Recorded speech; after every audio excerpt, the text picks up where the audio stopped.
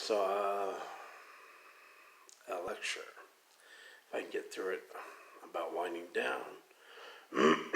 It's just a bit past 1 in the morning. So, this is about civilization, right? Okay.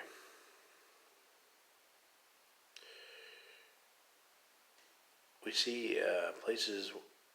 Okay, say take Canada, where there's a lot of open space. Farmers own lots of land. You have farming communities. You have that in America, right? So that's a small amount of people who share a commonality. Well, certainly. So you see big government in places like that. Aside from these arguments of government subsidies, that's not what I'm speaking of. I mean, say you have a town of 500 farmers, you see huge office buildings with giant government offices and wonderful mahogany offices and things like that.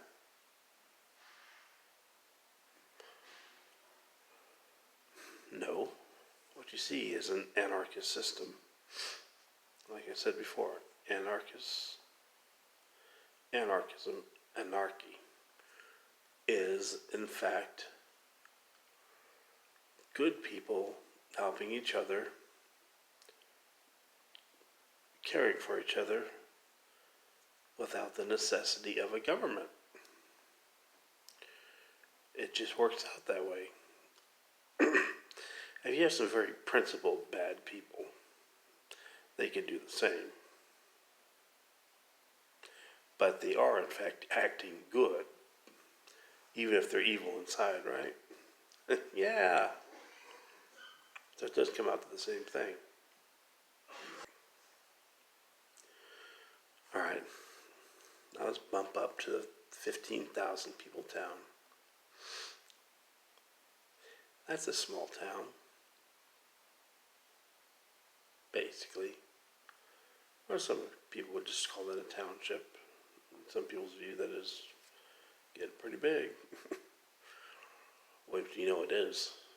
15,000 people, logistically. Yeah. But you see in cities like that, big police presence. Not usually. So we still have a framework of anarchy present. Rules where good people are helping each other out with very minimal government. So the police are there to catch people committing crimes, not to have a presence to be felt by the public. No. So we can see that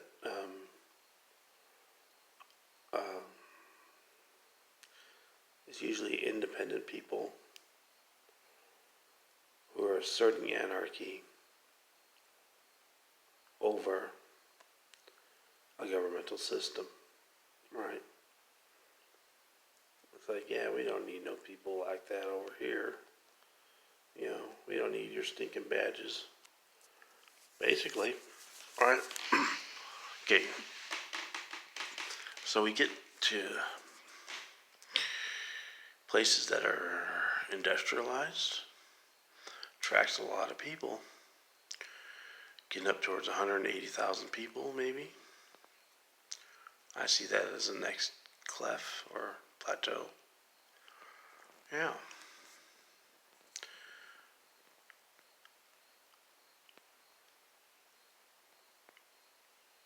Generally speaking, that's when you need to install law and order.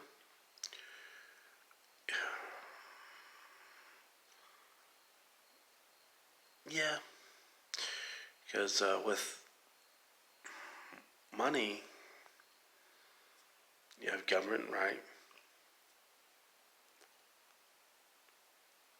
You have cronyism, back office deals, and then there's people around looking to take advantage of other people that are making a lot of money. Yeah, and maybe checking out the old government to see if they can slip in there. Maybe not in the government, but take advantage of uh, the government's greed, use it to their advantage. Sure. So, here it goes. You have a constitution that works, a little 500 person co op, and about 1,500 people in a township. And now the Constitution is not exactly working at 180,000 people. Right. Well, why is that? Well, because the Constitution does not